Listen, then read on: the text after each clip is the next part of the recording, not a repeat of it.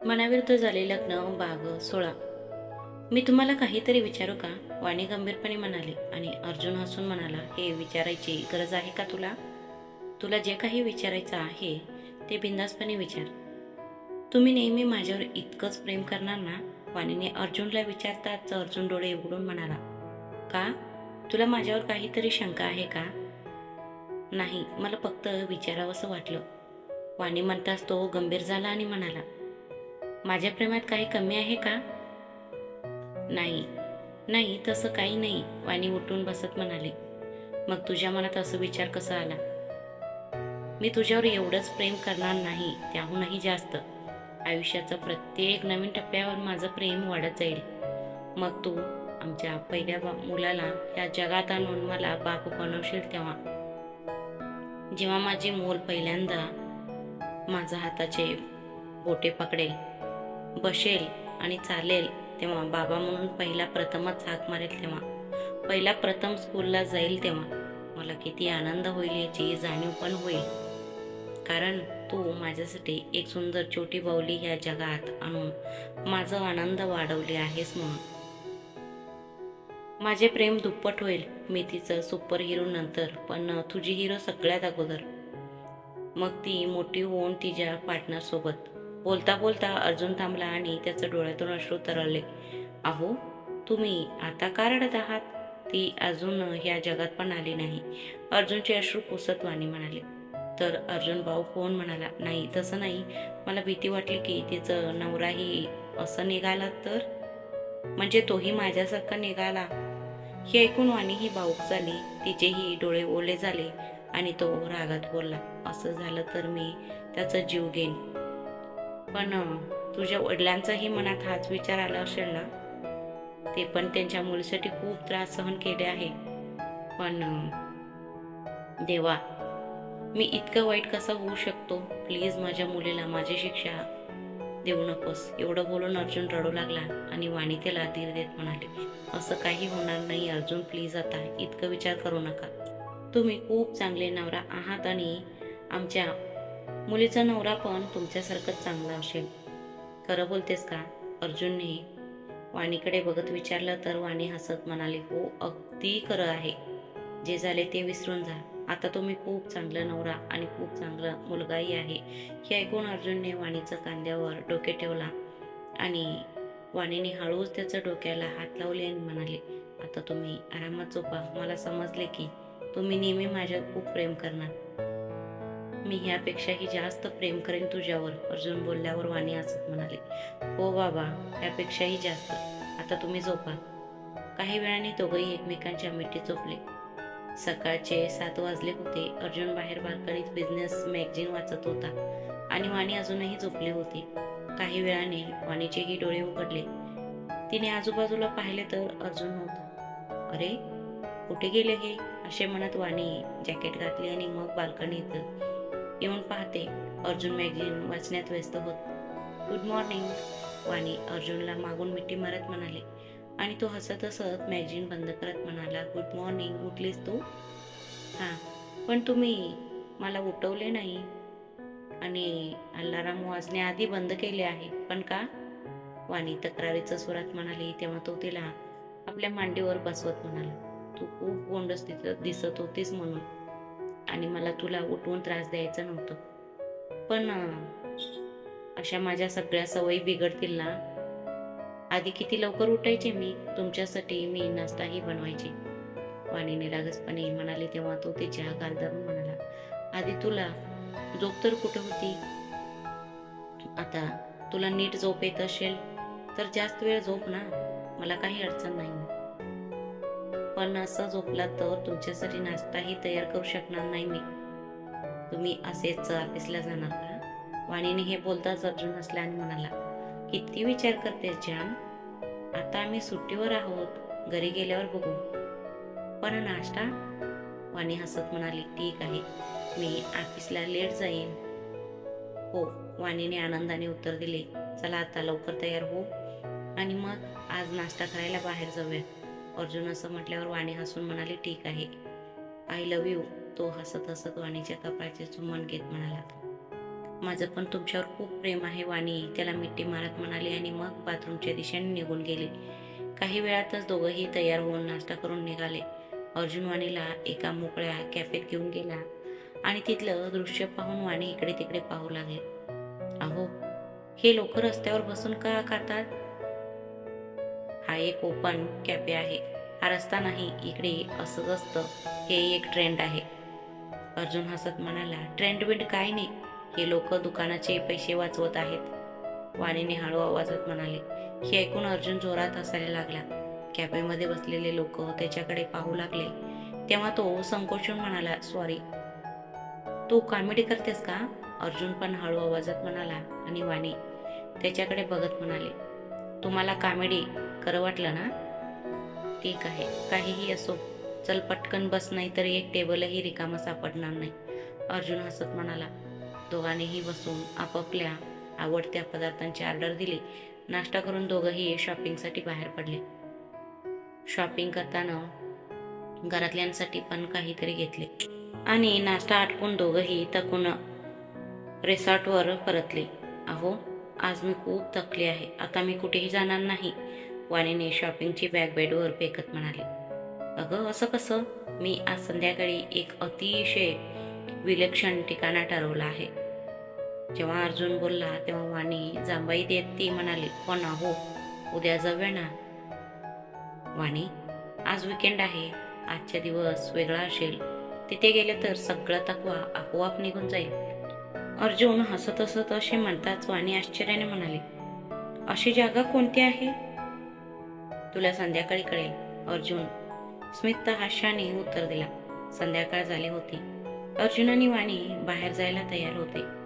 वाणीने काळ्या रंगाच्या short dress घातली होती, ज्यामध्ये ती खूप सुंदर दिसत होती, आणि अर्जुनने मॅचिंग ब्लॅक शर्ट आणि ब्लू जीन्स घातला होता. दोघे एकत्र खूप क्यूट दिसत होते. तयार झाल्यावर दोघंही तिथून निघाले आणि काही वेळ थांबल्यावर त्यांची गाडी एका क्लब समोर थांबली. दोघंही क्लबच्या आत आले. क्लबचे वातावरण अतिशय प्रसन्न होते. तिथले प्रत्येक जण आपापल्या परीने आनंद घेत होते. कोणीतरी मजा करत होते, कोणी बीर पित होते, काही मुलं मुली बोलत होते, मुलांसोबत मुलीही बिअर पियत नाचत होते. वाणीसाठी हे सर्व पूर्णपणे नवीन होतं, म्हणूनच ती फक्त आजूबाजूच्या लोकांकडे बघत होती. अर्जुन तिला समजून घेत होता. तू यापूर्वी कधीही क्लबमध्ये गेली नाही, बरोबर? अर्जुनने विचारल्यावर वाणी मान हलवली आणि म्हणाली, हो. काही हरकत नाही, आज आलीस ना, चल ना डान्स करूया. अर्जुन विचारल्यावर वाणी संकोचन म्हणाले, नाही, तिथे खूप गर्दी आहे आणि मला नीट डान्स कसं करायचं हे देखील कळत नाही, सगळे हसतील. वाणी, येथे कोणी कोणाकडे बघत नाहीये, सगळे स्वतःमध्ये व्यस्त आहेत. तो हसत हसत म्हणाला आणि वाणी चेहरा वाकड करत म्हणाले, नाही, तरीही मी इथे ठीक आहे. ठीक आहे, तुला काहीतरी घ्यायला आवडेल का? म्हणजे रेड वाईन, व्हाईट वाईन की काहीतरी?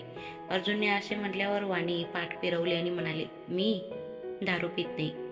अगं, वाईन म्हणजे दारू नाही, इथले लोक जेवणासोबत वाईन पितात, त्यात फक्त 1% दारू असते. अर्जुन हसला आणि वाणी तिला म्हणाली, हे 1% असले तरीही मी पित नाही. अगं, एकदा करून बघ ना, तुला नक्की मजा येईल. तो तिला बार काउंटरकडे घेऊन जात म्हणाला आणि मग स्वतःसाठी ओडका आणि वाणीसाठी व्हाईट वाईन ऑर्डर केला. अहो, मी पिणार नाही, मी कधी प्यायले नाही, वाणी घाबरून म्हणाली. मग अर्जुन हसला आणि म्हणाला, म्हणूनच मी तुला प्यायला लावतोय, जगातील प्रत्येक गोष्ट एकदा तरी अनुभवायला हवी. असे म्हणत अर्जुनने वाणीकडे एक ग्लास वाढवला आणि हसत हसत म्हणाला, चल पटकन घे. पण अहो, वाणी बोलत होती, मग मध्येच अर्जुन बोलला, वाणी, मी सांगितलं आहे त्यात दारू नाही, ती फक्त आनंदीसाठी आहे, तरीही मी पिऊ शकत नाही, मला खूप विचित्र वाटते. वाणीने संकोचून हे सांगितल्यावर अर्जुन भाऊक होऊन म्हणाला, काही हरकत नाही, मग मी घेत नाही, राहू दे, आपण रिसॉर्टला जाऊया. तरीही आपल्याला इथं दुसरं काही करायचं नाही. क्लबमध्ये येण्यासाठी ते किती उत्सुकही होते. मी त्यांना असे दुःखी करू शकत नाही, एकदाच प्याले तर काय होईल, असं विचार करून वाणीने पटकन अर्जुन समोर असलेला ग्लास उचलले आणि अर्जुन थांबवण्यापूर्वी तिने तो ग्लास एका झटक्यात रिकामा केली. अगं नाही, तू माझी वाईन का प्यालीस? तो आश्चर्य होऊन विचारला. मग वाणी डोळे विस्फारून म्हणाले, काय आहे तुम्ही पण ना? माझं म्हणजे काय अर्थ आहे? वाईन वाईनच आहे ना. हे ऐकून तो अजून शांत झाला आणि मनात विचार करू लागला. आता मी तुला कसं सांगू की वाईन आहे असं समजून जे प्यायले आहेस ते खरं तर वोडका होतं. बर, तुम्ही एकदम बरोबर बोलत होता. हे खूप छान होतं. आणि बघा, मी तर प्यायलोच नाही कधी. मला अजून प्यायची आहे. असं म्हणत वाणीने दुसरा ग्लासही उचलले. पण एक बोट घेताच तिला कळलं की ते अजिबात चांगले नाही. म्हणून तिने चेहरा वाकडा करून परत ठेवले. अहो, हे चांगलं नाही, असे म्हणत वाणी अर्जुनचा काचेकडे बोट दाखवत वेटरला म्हणाले, ऐका, मला ही एक ग्लास द्या प्लीज. अर्जुन काही समजवण्याचं किंवा काही बोलायचं आधीच वेटरने वाणीला दुसरा ग्लास दिला आणि सगळ्यांनी तिला थांबवण्याचा प्रयत्न करूनही वाणीने ग्लास रिकाम केले. वाणीने जिद्दीने एकामागून एक 4 ग्लास रिकामे केले आणि आता अर्जुनला त्याचा मूर्खपणावर हसताही येत नव्हता आणि रडताही येत नव्हता. वाणी आता पूर्ण नशेत होती. अर्जुनने खूप समजावूनही ती परत जायला तयार नव्हती आणि डॅन्स फ्लोअरवर पळून गेली. स्टेजवर पोचताच वाणी जोरात वरडली, हो अर्जुन, या ना, नाचूया. नाही नाही, मी ते ठीक आहे, तो गरीब चेहरा करत म्हणाला. अहो, तुम्हीच म्हणत होता ना, वाणी नसेत म्हणाले. हो, पण मला आता असं वाटत नाहीये. खरं तर राहू दे, इथे खूप गर्दी आहे. चल, रिसॉर्टला परत जाऊया. अर्जुन हे म्हटल्यावर वाणी त्याच्याकडे बघून म्हणाले, अरे असं कसं? मला नाचायचंय. अशा म्हणत वाणी मध्येच आली आणि नाचू लागली. ती खूप नशेत होती, त्यामुळे ती सगळ्यांना मारत होती. ह्यामुळे सर्वजण तिच्यापासून दूर जात होते. काही वेळाने सर्व लोक तेथून निघून गेली. आता वाणी एकटी नाचत होती आणि सगळे उभे राहून तिच्याकडे बघत होते. अर्जुन हाताने चेहरा लपवत तिथेच उभा होता. काही वेळ नाचल्यानंतर वाणी डीजेवाल्याला वरडली, अरे तुझ्याकडे हिंदी गाणी नाही का? नाही, इथे हिंदी संगीत कोण ऐकतं? डीजेवाला हसत म्हणाला आणि सगळे हसायला लागले. वाणी त्याच्या जवळ उभी राहिली आणि त्याला तिचं फोन दिली आणि म्हणाले, मग ह्यातून गाणं लाव आणि लक्षात ठेव की भारतीय इथे येतात आणि ते तुमच्या अर्थव्यवस्थेत योगदान देतात, म्हणून त्यांचं आदर करा आणि तुमची प्लेलिस्ट पुन्हा तयार करा. अरे देवा, पुन्हा एकदा भारतीय झाशीची राणी इंग्रजांना धडा शिकवेल. अर्जुन डोक्यावर हात ठेवून घेतला. डीजेवालाही माफी मागितला. मॅडम, मी तुमचे गाणे वाजवत आहे. नशेची चढ गई होय, कुडी नशेची चढ गई. पतंगशी लढ गई होय, कुडी पतंगशी लढ गई. नशेची चढ गई होय. सर्वजण स्टेजवरून दूर गेले आणि वाणी एकटीच नाचू लागली. वाणी सर्व विसरून नाचत होती आणि अर्जुन हाताने तोंड झाकून उभा होता. वाणीने पुन्हा अर्जुनला हातावर करून हाक मारायला सुरुवात केली आणि वारंवार हाक मारूनही अर्जुन न आल्याने तिने त्याचा हात धरून त्याला डॅन्स स्टेजवर आणली आणि त्याच्यासोबत जबरदस्तीने नाचू लागले. अर्जुन वाणीचे हे रूप पहिल्यांदाच पाहत होता आणि त्याचवेळी तो वाणीचं ह्या वागण्याने लाजतही होता आणि मजाही घेत होता. दारूच्या नशेत असतानाही वाणीला संसारिक गोष्टी विसरून खूप मजा करत होती हे पाहून अर्जुनला खूप आनंद झाला. पण त्या आधीच जास्त वोडका प्यायचं हट्ट करणाऱ्या वाणीला अर्जुन तिला आपल्या हातावर उचलला आणि तिच्यासोबत क्लबच्या बाहेर आला आणि तिला गाडीत बसवला आणि मग स्वतः येऊन ड्रायव्हिंग सीटवर बसला. तो गाडी स्टार्ट करणारच होता की वाणीने त्याची कालर पकडली आणि त्याला तिच्याकडे ओढली. वाणीच्या ह्या कृतीने तो हादरला आणि म्हणाला, वाणी, तू तो एवढंच बोलू शकला. तेव्हा वाणीने त्याचा ओठावर बोट ठेवली आणि डोळे विस्पारून म्हणाले, आज तुम्ही काही बोलणार नाही. आज जे काही बोलेन ते मीच बोलेन. ठीक आहे मग बोल, अर्जुन म्हणाला. वाणीने मध्ये द्वंद्वावस्थेत पाहत म्हणाले, मला ते म्हणायचे नव्हते. ते म्हणजे? अर्जुन हसत हसत विचारला. वाणी डोक्यावर हात ठेवून म्हणाले, अरे मला काय म्हणायचे होते मी विसरले. काही हरकत नाही, तुला आठवेल तोपर्यंत मी गाडी चालवतो. अर्जुन असं म्हणताच वाणीने गाडीची चावी काढली आणि म्हणाले, नाही नाही, मी सांगितल्याशिवाय आपण परत जाणार नाही. ओके बाबा, मला सांग. अर्जुन बोलताच वाणी चेहरा वाकडा करत म्हणाले, अरे पण तीच गोष्ट मला आठवत नाहीये ना.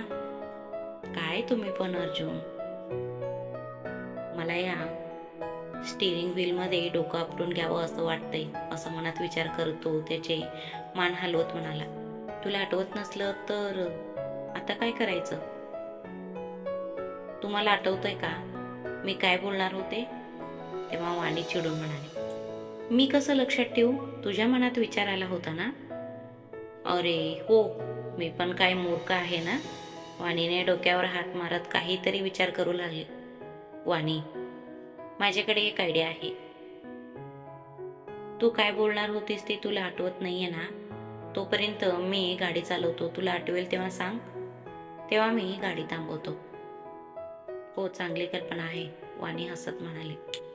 मग तो गाडी चालवायला लागला आणि वाणी विचार करत बसली गाडीत. रिसॉर्टमध्ये पोचल्यावर अर्जुनने वाणीला उचलून घेऊन आला आणि बेडवर झोपवला. तिची चप्पल काढला आणि जिमणीवर ठेवला आणि मग